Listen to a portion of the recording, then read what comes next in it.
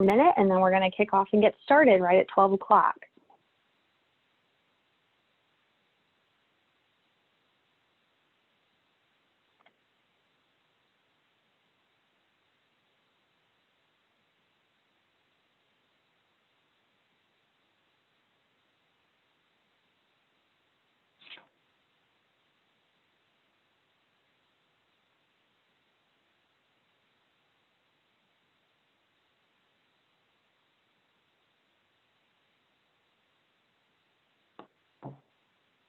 All right, everybody. Well, it looks like it's 12 o'clock, so we're just going to go ahead and get started as other folks still hop on and join us. I want to welcome everyone. We're so glad that you've chosen to join us for today's Wednesday webinar, Resume Revamp. This series is part of our Learn with Life After Wake platform, which you can find on our Alumni Personal and Career Development Center website. There you can find upcoming webinars, recorded webinars, alumni advice videos, and even online courses. Please note that this webinar is being recorded and will be posted on our website later today. And as a quick reminder, everyone on this call should be muted and you should have your video turned off.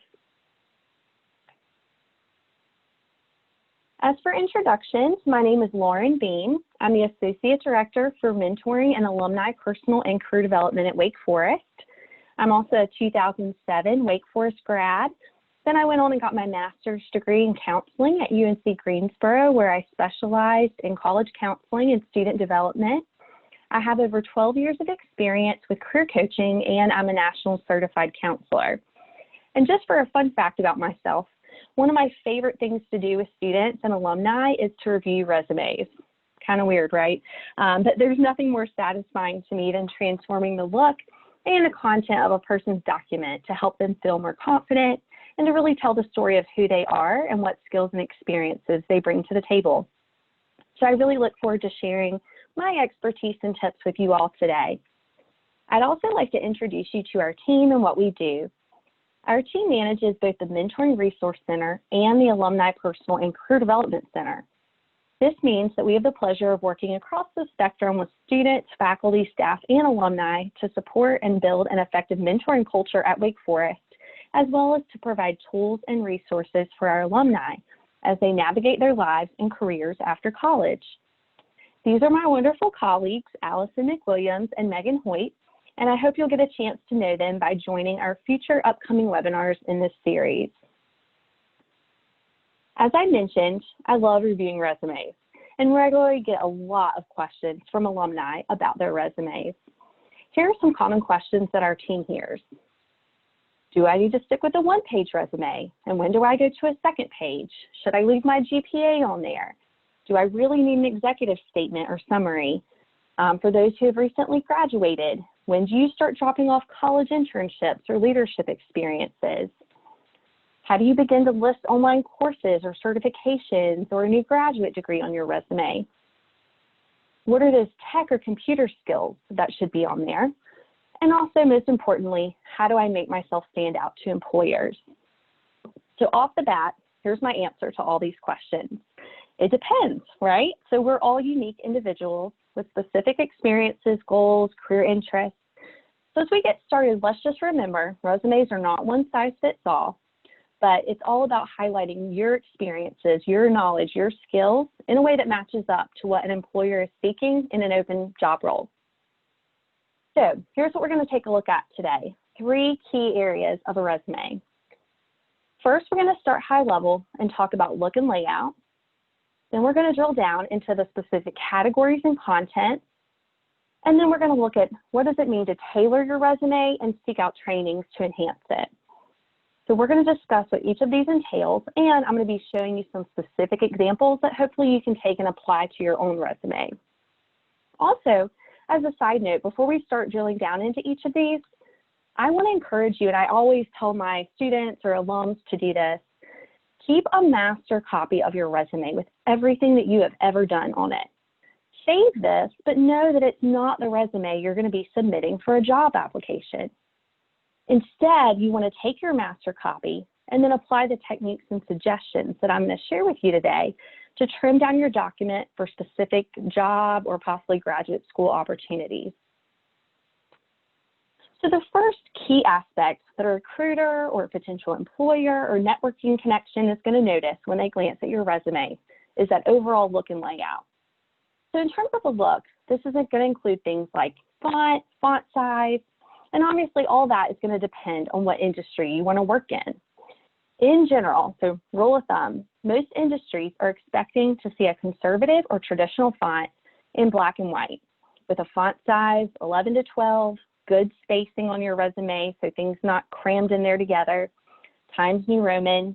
I would say unless you're seeking a job in graphic design or some sort of creative marketing or branding or in the arts, where a more creative resume would be appropriate, the majority of job seekers should stick with a traditional styled resume. Also, as we think about resume layout, this is going to include everything from page length to the order in which you put your section headings. In terms of resume length, you're going to want to determine what your career industry expects. Do employers in your field prefer a succinct one-page document? Or are you at the point where you can go to a full 2-page or more once you have many years or decades of education and experience? Again, it depends. So let's take a look at some specific examples of different options for look and layout, both a traditional resume and then a creative style resume. So this right here is pretty much what I would expect to see from a young Wake Forest alumni out of college, been working maybe 1 to 5 years. This is very standard, traditional, black and white, Times New Roman. It's clean, easy to read, 1 page long. So again, as you think about your own industry and your resume, I would say unless you're in a more creative field, this is going to be the overall look and layout that I would suggest you start with.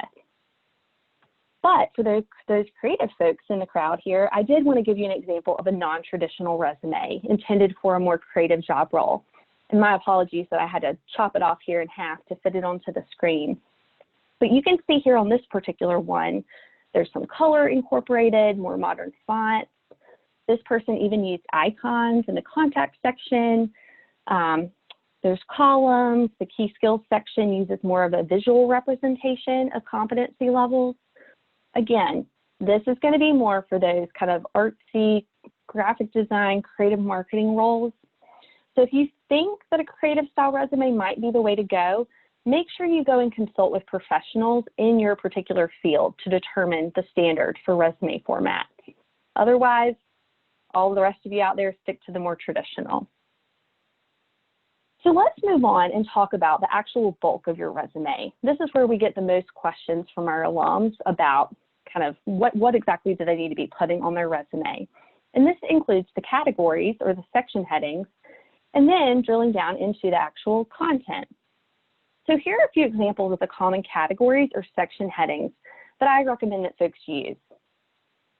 So typically, folks will often have an executive summary or a summary of qualifications, which we're going to talk a little bit more about that one later. Obviously, showcasing your professional work experience. You might have a leadership experience or community involvement, volunteering. Obviously, education, possibly certification. If you work in an industry where maybe you have had published papers or have presented at professional conferences, that could go on there, as well as skills, interests, language, any kind of technical skills. And again, we're going to get more into that with some specific examples. And then as we drill down from those categories on your resume to the actual content, so those experiences that you have and the descriptions of those experiences using bullet points, you're going to want to consider, is this relevant to the job for which I'm applying or the job that I ultimately want? And then with your bullet points, you want to hit on high-level relevant skills and knowledge, showing where you add value, and whenever possible, sharing results and quantifying your experience with numbers. Also, you're going to want to include skills, keywords, experiences that match up to what the employer is seeking. So I'm sure many of you have heard of automated tracking systems, right, for when you submit a job application into the black hole, the abyss of a job search engine. And a lot of times those automated tracking systems are looking for those keywords. So it's so important to incorporate those into the content of your resume. So what I want to do next is actually look at a basic resume worksheet and talk through some specific examples within each of these different categories and give you ideas of some possible content you can consider. actually want to start at the very top of this document. So obviously you want to have your name at the top of your resume. But a common question we get a lot is, in terms of contact information, what all should be included at the top? I would say, unless you are applying for a job in the current city in which you're living and you want to include your current city and state or street address, it's not that necessary. It could actually hinder your ability to get a job if you're looking to change geographic locations. So nowadays, if you just want to list your phone number, your email address, or even hyperlink out to your LinkedIn profile or your own personal website or e-portfolio up there, that would be appropriate. Next, summary of qualifications. Now, I have tons of questions on a regular basis from alums about, should I include this, should I not? Ultimately, if you have been in your profession for a while and you have some core competencies that would be great to really summarize at the top of your resume and show an employer what you could offer, then yes, now might be the time to add that summary statement to the top of your resume. If you are simply like a recent graduate or a young alum just kind of getting started, a summary of qualifications is just going to be taking up space on your document. So I would recommend cutting that off.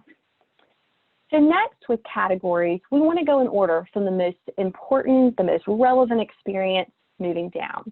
So one big change that a lot of college students have to adjust to once they get out into the working world is really taking that education section and moving it further down your resume. Because really what employers and recruiters want to see at the very top is that professional work experience. You may want to call this category professional experience, work experience.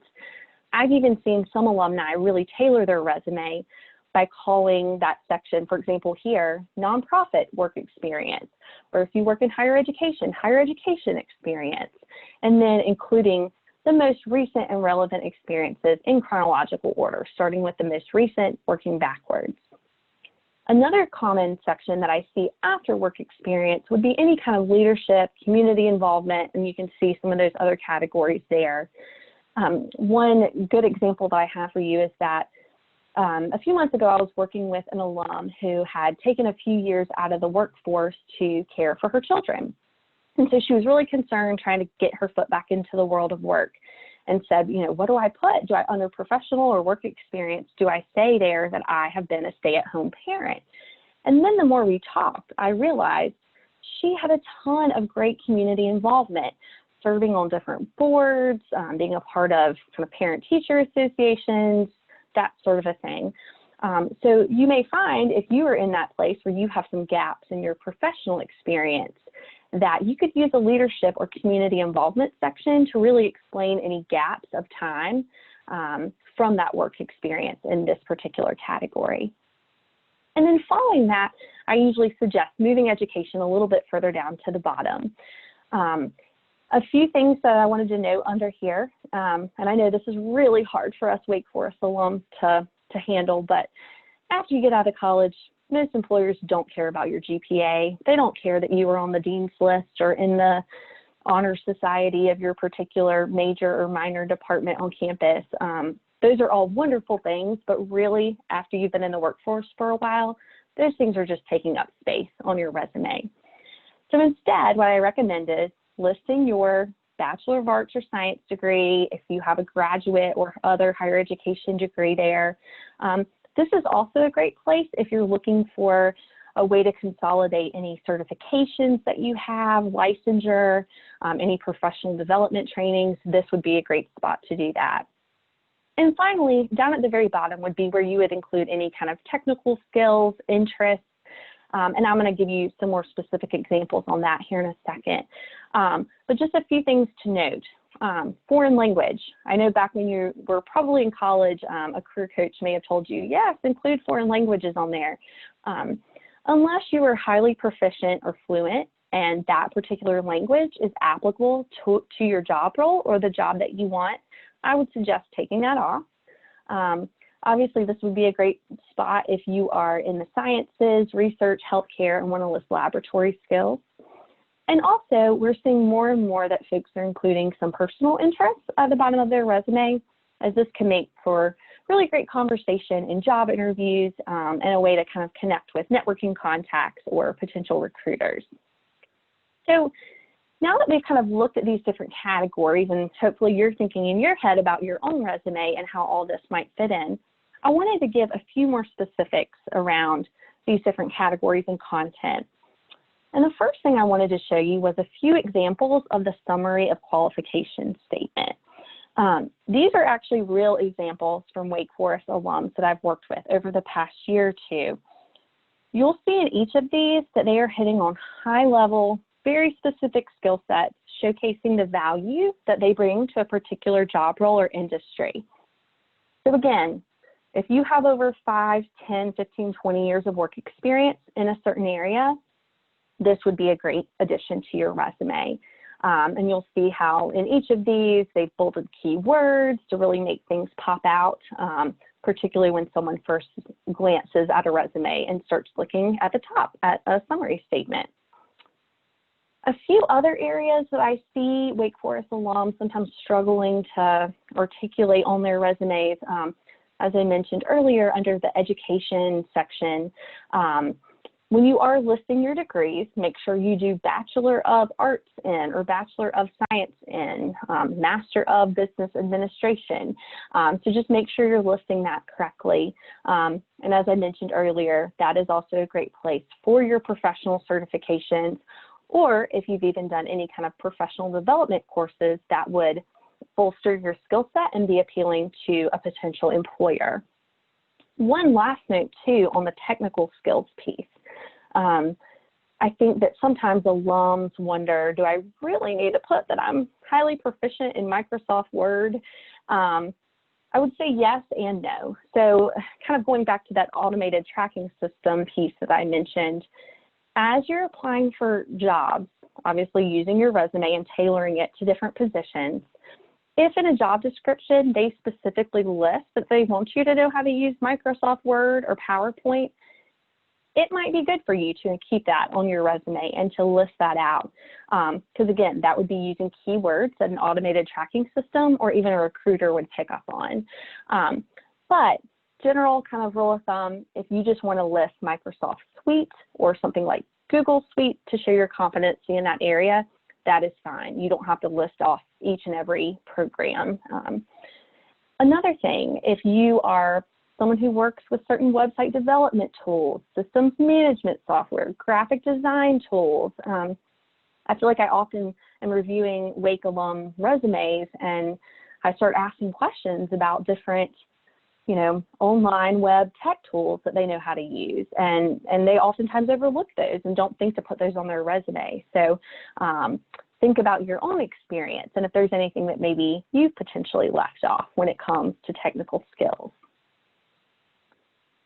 So additionally, I want to drill down a little bit more and share some best practices for writing bullet points for each of your resume entries under each of those categories. So bullet points are really where you're able to showcase the type of work that you've done, how you've done it, the actions and results that you have accomplished in that particular position.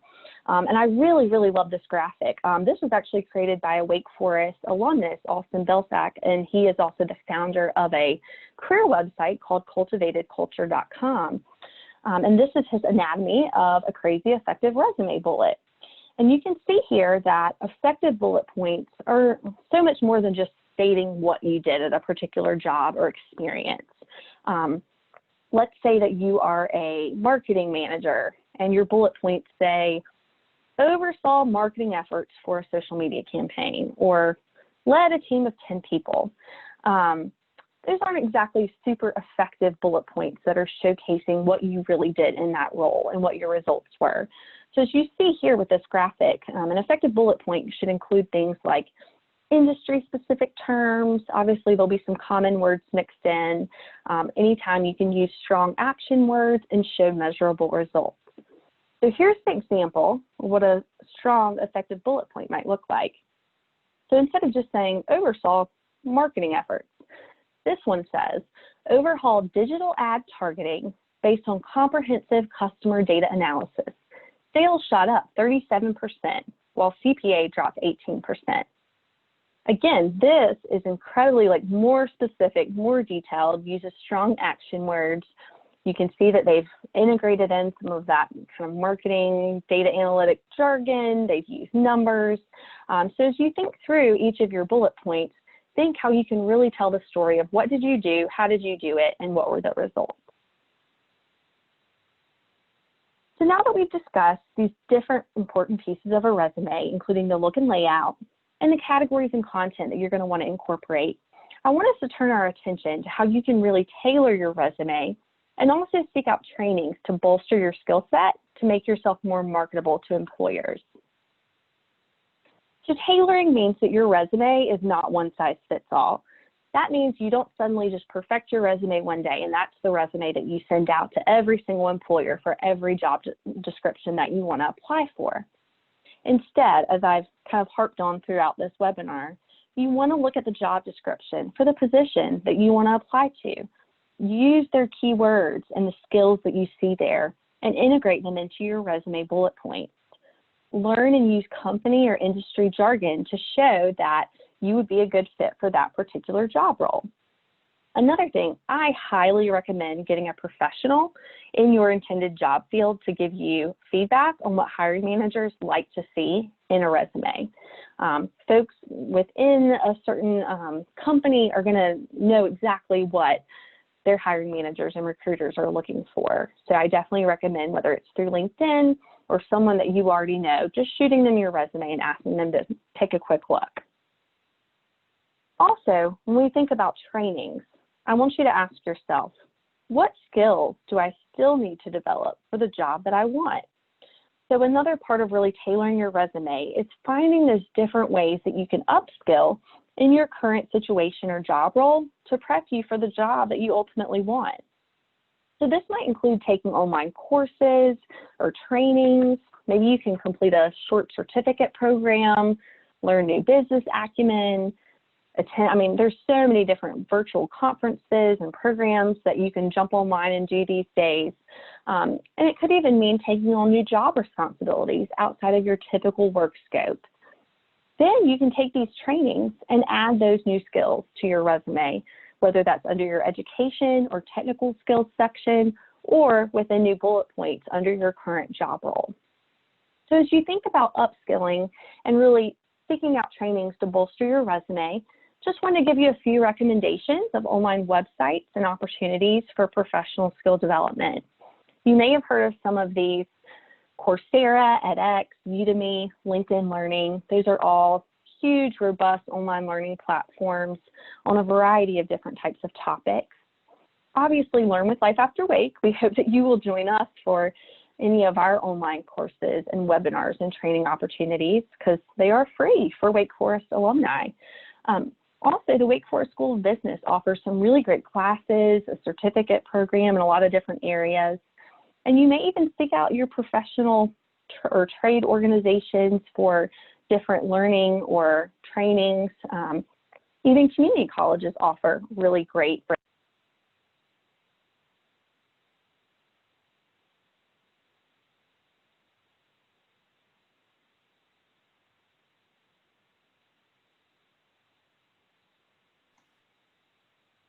advance in your career. So I would definitely recommend that you check some of these out. So as we recap and start to finish up today, just to remind you, today we talked about the look and layout of your resume, thinking about what's a recruiter or a potential employer initially going to see when they pull up your document. And then you really want to think through, what are those key categories and content that are most important for me to feature? And finally, we know that resumes aren't one size fits all. So how is your resume unique to you? How can you tailor it and make it fit the job that you want? And so that's why we want to offer up some next steps to each of you on this call to help you craft your document based on your individualized career goals. So here are some next steps. So first, after this webinar, we will be uploading it to our Learn with Life After Wake platform. We will be emailing a recording of this webinar to you via email, along with some sample resumes, a sample resume worksheet. All of these will be in Word documents, so if you need to type right over them or copy and paste some things over to your document, you can. as well as a few articles and some online resume building tools that might be useful to you. In that email, make sure you pay attention. We will be giving you specific instructions for how and where to email us your resume document. You will have 48 hours to send a Word document version to us, and we will be following up with you over the next 2 weeks to give you some specific feedback, because again, every resume is unique to each individual and how you plan to be using it. So we will review those resumes and email you some feedback, and hopefully that will be helpful to you as you move forward. And finally, we really hope you'll stay connected with us, and there are several really great ways for you to do that. You can follow us on social media at Life After Wake. We're on Twitter and on Instagram. Also, in the month of October, we're going to be offering our Introductory Mentoring Skills online certificate course. That's another great example of how you can upskill and add some great new skill sets to your resume. This is a free course for Wake Forest alumni, students, faculty, and staff. It's virtual, self-paced. There's only 100 spots, so go ahead, hop online and register for that. Also, we do have 2 more upcoming Wednesday webinars in the month of October. On October 7th, we will be focusing on resilience, reflection, and reality checks. And then on October 28th, leveraging LinkedIn. So you can actually visit our website at alumni.opcd.wfu.edu and visit our What's Next page, and there you can register for any of our upcoming online events. Well, I hope you all have a great day. I hope that you stay healthy, have fun updating your resume and incorporating some of these new techniques.